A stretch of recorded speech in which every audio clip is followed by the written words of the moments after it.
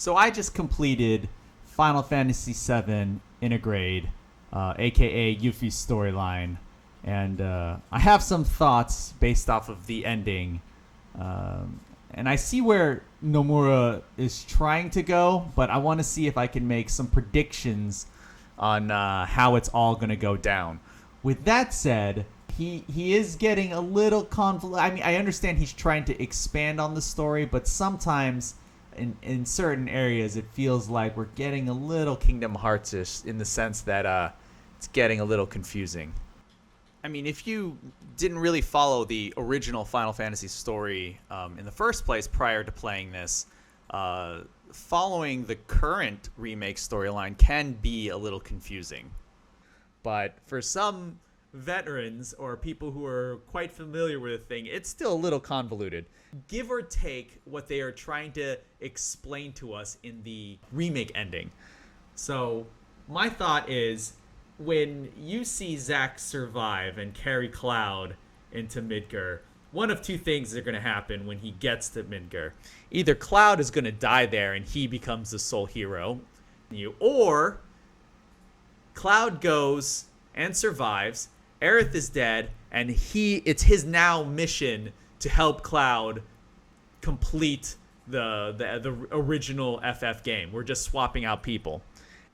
Now, Nomura tends to, as a director, bring back characters or fan favorites and make them go against the original nature that they were designed for, whether it be bad guys suddenly becoming good guys or people literally coming back from the dead. And it kind of takes a toll on the impact that character had on the story.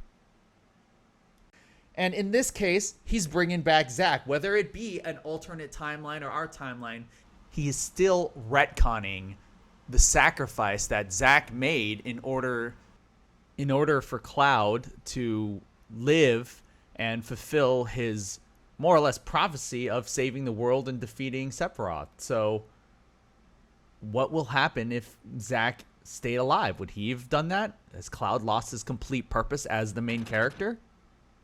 Now, I know that a lot of the original FF kept getting slightly changed here and there, like just the appearance of how Zack died. Like before, in the OG one, he just got gunned down by I think 2 soldiers with no words or some shit like that. And then with the iteration of the PSP version or the anime version, it became 10 soldiers, 20 soldiers, 30 soldiers. I don't know, but by the end of it, it's literally he's fighting a fucking battalion. And it's because things keep getting changed or retconned, or some would say improved, but for the most part, at least the result was still the same. Whereas now, it's being changed completely. I know some would argue that technically these are 2 different timelines. I mean, we're assuming that these are 2 different timelines, given the information that we saw at the very end of the remake ending, whereas you see the different stamp where it's a different dog, and you see the whispers at the end explode. I'm guessing that barrier of explosion was the shield of continuity. It's now gone. We have to see what characters are I want to know where they're taking these next steps with Zack. With a lot of the existing cast is that a lot of them have loved ones that were lost. Aerith obviously having Zack, Tifa having her father, Barrett and Dyne, man with also the fucking hand machine gun type dealio. Well, most of them have tragic backstories and most of them have those type of losses, but for the most part, Yuffie never really had that thing. And oh wait, I forgot. Vincent, he lost everyone. Anyway, the point is, Yuffie, we all know that she didn't have that much because, the optional side character type choice, but with Intergrade coming out, they have now given her a character named Sonon, who is her loss, her own huge tragedy, romantically maybe. And maybe it's a setup, and this is what I'm trying to predict. It's a setup that if this is Zack being an alternate timeline where he is the main hero of this, eventually when these stories merge, because we know that's what's going to happen, what's the point of showing him if they're not going to merge at one point or another?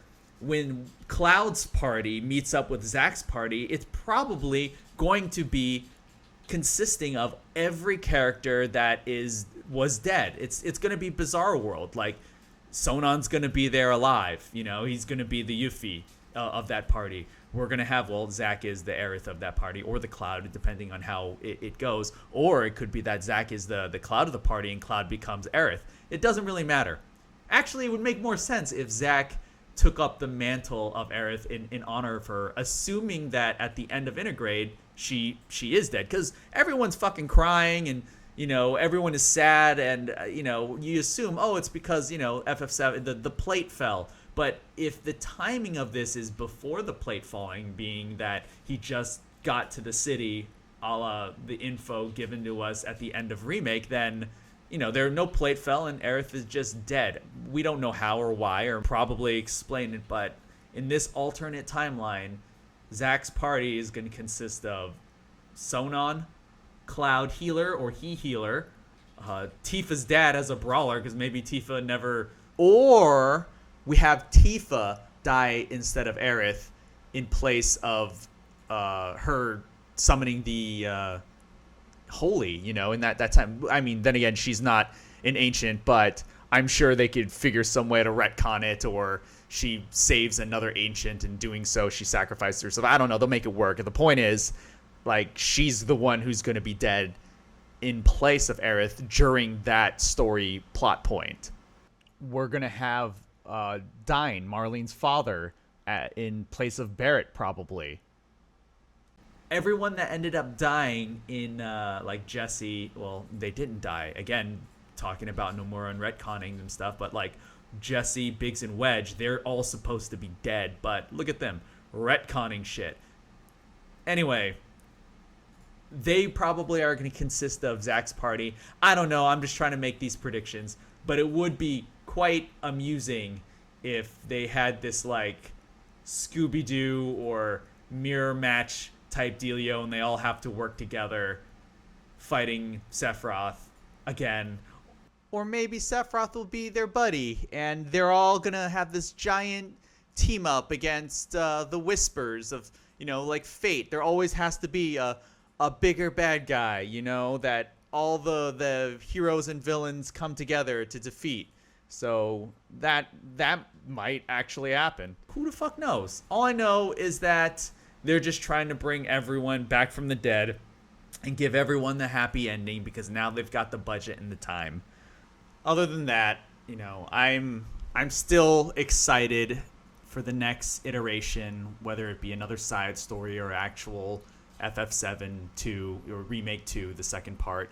You know, I still think the gameplay is fantastic, and being a huge fan of the original, I loved or entertained me when I was younger in this god-awesome HD form with full voice acting and FMVs and physics and everything. It's the best. So I can't hate on this completely. You know, I wasn't trying to hate, although it definitely seemed like it. But these are my predictions on where the story may go. If it does, great. You know, I don't know what that says about me or the story, but let's hope they continue to surprise us.